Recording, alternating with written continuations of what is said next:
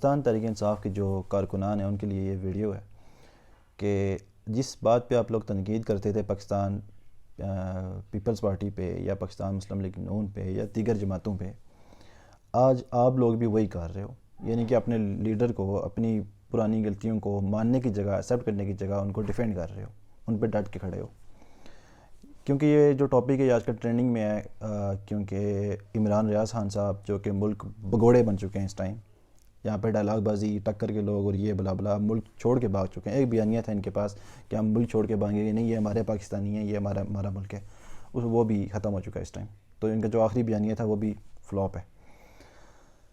بہرحال وہاں پہ وہ جاتے ہیں باہر، اور باہر جانے کے بعد وہ کیا کرتے ہیں کہ انجینئر محمد علی مرزا صاحب کا ایک 8 مہینے پرانی ویڈیو نکالتے ہیں، اور وہ ویڈیو نکال کے اس پہ اپنی ایک ویڈیو بنا دیتے ہیں، چونکہ کام کوئی نہیں ہے نا ان کے پاس کرنے کا. اب انہیں وہ ویلیو ملے گی نہیں جو یہاں پہ جو پاکستان میں ملتی تھی.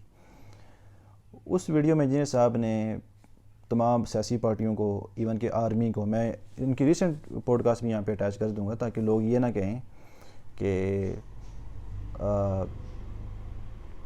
سافٹ ویئر اپڈیٹ ہو گیا یا سم تھنگ لائک دیٹ. تو میں ان کی ریسنٹ ویڈیو بھی یہاں پہ اٹیچ کر دوں گا اس کے ساتھ. تو میرے بھائی، جب ایک پولیٹیکل جماعت جو آج کل زیر اتاب ہے اسٹیبلشمنٹ کے، یہ اسٹیبلشمنٹ کے ساتھ مل کے جو اپنے مخالفین کے ساتھ کر رہی تھی 2016 17 18 میں، پی ٹی آئی کے بعد، جی بالکل، اگر آپ کی طرف جائے تو میں مجھے نام لینے میں مجھے آپ کو پلیٹ فارم آپ لیں.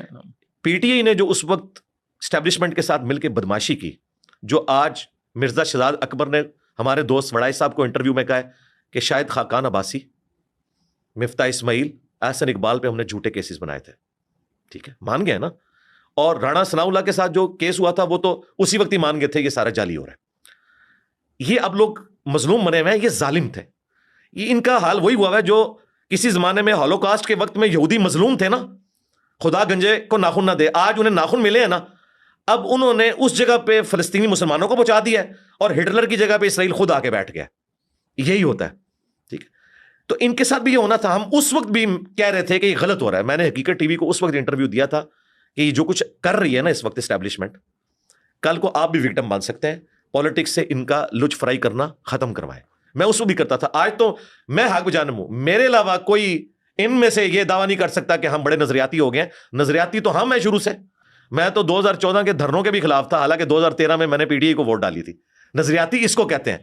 میں ان دھرنوں کی وجہ سے، کنٹینر کی وجہ سے خان صاحب کے مخالف ہوا تھا کہ آپ ان کی گود میں نہ بیٹھیں. دہشت گردی کیا ہے؟ آپ ملک کو نقصان پہنچا رہے ہیں. آپ کیا سمجھتے ہیں کہ ٹی ٹی پی جو اسلحہ اٹھا کے 8-10 بندوں کو قتل کر دے، یہ پاکستانی نیشن کا قتل ہے؟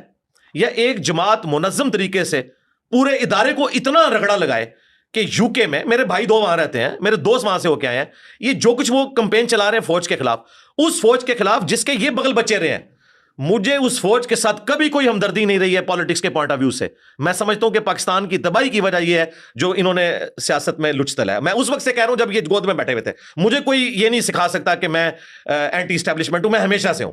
لیکن یہ جو کچھ فوج کے ساتھ کر رہے ہیں، یہ نظریاتی قتل کر رہے ہیں پاکستان کا. ٹی ٹی پی والے 1000 بندے مار دیں گے، لیکن اگر میرے ہزاروں بچے فوج کے ایز اے ادارہ خلاف ہو جاتے ہیں، یہ میرا نظریاتی قتل ہے اور میں اسے دہشت گردی سمجھتا ہوں.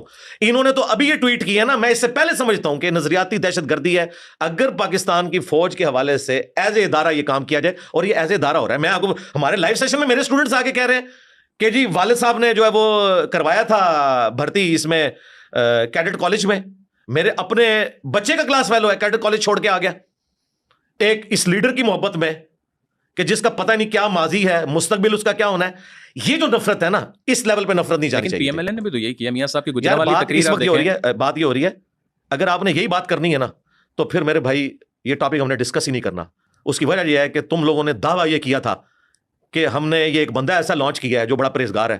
اب مجھے تو موسیٰ کہہ کے لانچ کروایا تھا، مجھے فرعون کی مثالیں دے رہے ہیں. ٹھیک ہے، کل تک یہ کہتے تھے یہ چور ہیں، وہ چور ہیں، ان کی بات نہ کریں، ہم نے نیا بندہ لے کے آئے. اگر نئے بندے نے بھی کہنا ہے کہ میں چھوٹا چور ہوں، یہ مجھ سے بڑے چور ہیں، تو ابھی تو بھی نکل. ہم نہیں تجھے ایکسیپٹ کرتے. تجھے ایکسیپٹ اس لیے کیا تھا کہ تو نے دعویٰ یہ کیا تھا کہ میں وہ کچھ نہیں ہوں، لیکن تو ہر بات پہ جھوٹا نکلا. ٹھیک ہے، ہر وہ بات جو تم نے کلیم کی وہ تم جھوٹے نکلے، سوائے ایک چیز کے کہ ملک چھوڑ کے نہیں جاؤ گے. واللہ عالم کہ تمہیں آفر نہیں کی جا رہی یا تم جنرلی نہیں چھوڑ کے جا رہے، یہ تو ہمیں نہیں پتا. ہم اس انسان رکھتے ہیں کہ جنرلی چھوڑ کے نہیں جا رہے، ورنہ تم کسی بات پہ قائم نہیں رہے. یہ پی ٹی آئی والوں کا سب سے بڑا مرض ہے. جیسے ہی ہم ان کو غلطیاں گنوانا شروع کرتے ہیں، کہتے ہیں نواز شریف بھی ایسا تھا. تو بھائی اگر وہ ایسا تھا اور اس کا ہی چھوٹا بھائی لانچ کرنا تھا تو ہمیں کیوں خواب دکھائے تھے؟ ہمیں کس چیز کے خواب دکھائے تھے تم لوگوں نے؟ تم تو وہی کچھ نکلے. ٹھیک ہے, پھر یہ دھوکہ دہی چھوڑ دیں. یہ انجینئر صاحب کا ہمیشہ سے بیانیہ یہی رہا ہے کہ جو پی پی والے ہیں, جو نون لیگ والے ہیں, ان سب میں سے میں بہتر جس کو سمجھتا ہوں وہ عمران خان صاحب ہیں. لیکن کام آپ کو یہ بات ایکسیپٹ کرنی پڑے گی کہ آپ لوگ 2014 سے لے کے 2020 تک آرمی کی گود میں بیٹھے رہے ہو. آپ کو کنٹینر پہ آرمی نے چڑھایا, آپ کو کنٹینر سے آرمی نے اتارا, آپ کو گورنمنٹ آرمی نے دی, آپ سے گورنمنٹ آرمی نے لی. یہ چیز آپ کو ایکسیپٹ کرنی پڑے گی. جب تک آپ اپنی غلطیوں کو ایکسیپٹ نہیں کریں گے آپ مستقبل میں اپنے آپ میں بہتری لا ہی نہیں سکتے. میں پاکستان تحریک انصاف کا 16-17 سال پرانا کارکن ہوں, آج تنقید کر رہا ہوں, اور میں ہمیشہ یہ بات کہتا رہا ہوں کہ جب تک آپ آرمی سے الگ نہیں ہوں گے آپ اپنے آپ کو پاکستان مسلم لیگ نون یا پی پی سے الگ کہہ ہی نہیں سکتے. آپ انہی کے بہرحال یہ چیزیں جو ہوتی ہیں, یہ باتیں اکثر جو جذباتی کارکن ہوتے ہیں 3-4 سال 5 سال پرانے ہیں, ان کو یہ ہضم نہیں ہوتی باتیں. وہ کہتے ہیں نہیں ہم تو یہ ایکسیپٹ کر ہی نہیں سکتے. خان صاحب تو ہمارے ابو ہیں, عمران خان ریاض صاحب بھی ہمارے ابو ہیں, انہوں نے بات کہہ دی ہے, ہم نے تصدیق نہیں کرنی. جتنے بھی ٹک ٹاکرز تھے, جتنے بھی ان کی سوشل میڈیا ٹیم تھی, واٹس ایپ اسٹیٹس سب ایکٹیو ہو گئے, اور بغیر تصدیق کیے اس ویڈیو پہ اپنے ریئیکشنز اور شیئرنگ کرنا. اور ان کے نصیب میں ایک ہی چیز رہ گئی ہے کہ سوشل میڈیا پہ دوسروں کو گالیاں دینا.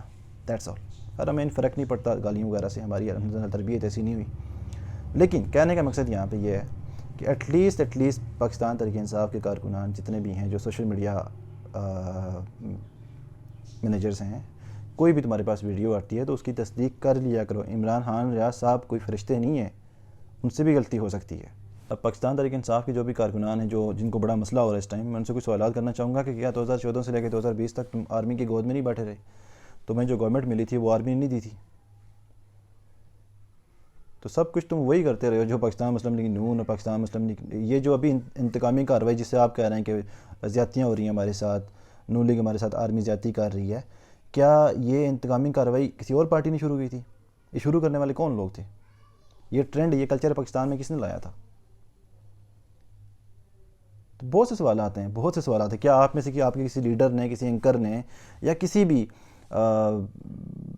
کارکن نے سریعام ان کو للکارا ہے, ان کا نام لیا جو کمروں میں بیٹھ کے فیصلے کرتے ہیں پاکستان کا؟ نہیں لیا نا. تو آپ کس منہ سے کسی پہ تنقید کر رہے ہو؟